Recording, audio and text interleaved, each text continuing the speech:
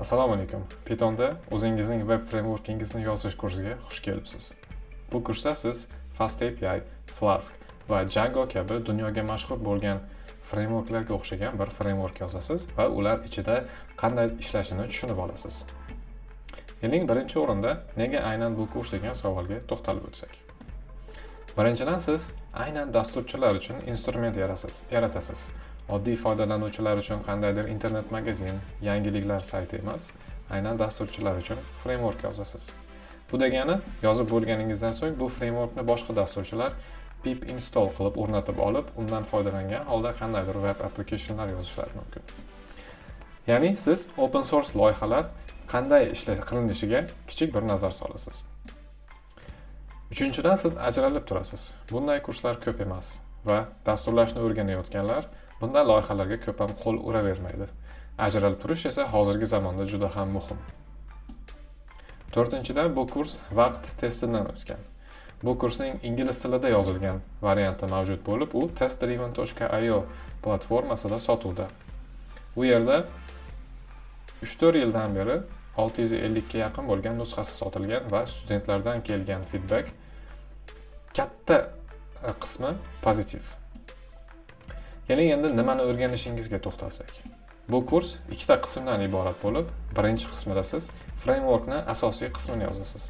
WSGI, request handlers, routes, templates, static files, middleware kabi xususiyatlarni frameworkingizga kiritasiz va tayyor bo'lgan frameworkni siz PyPI platformasiga yuklab qo'yasiz.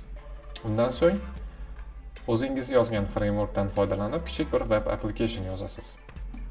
Ikkinchi qismida esa ORM, ya'ni Object Relational Mapping xususiyati yozilib, u yangi ORM dan foydalangan holda birinchi qismda yozilgan web applicationni qayta yozib chiqasiz va tayyor bo'lgan applicationni Herokuga deploy qilasiz.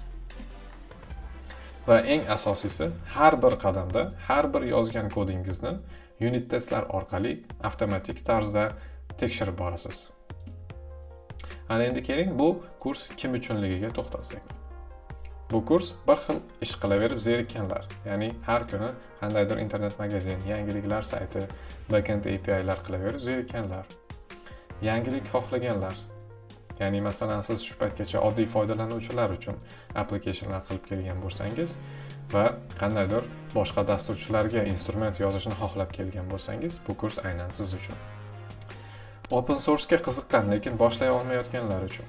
Siz bu kursda web frameworkingizni yozib bo'lganingizdan so'ng aytib o'tganimizdek PyPI platformasiga va GitHubga yuklab qo'yasiz.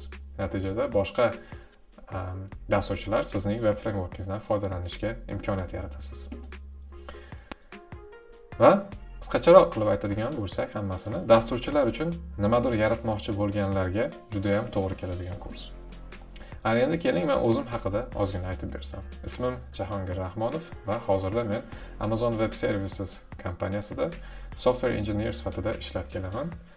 Aniqroq qilib aytadigan bo'lsam, Berlindagi, Germaniyaning Berlin shahridagi ofisida Rust tilidan foydalanib Amazon Verified Permissions degan yangi servis ustida ish olib boraman. Lekin undan oldin Anaconda, Delivery Hero, Super Dispatch kabi kompaniyalarda Python dasturchi sifatida ish olib borganman. Taxminan Pythonda 7 yillik tajribaga egaman. Agar sizga bu kurs ma'qul kelgan bo'lsa, keyingi darsda biz siz bilan hardcore kod yozishni boshlaymiz. Good luck, have fun.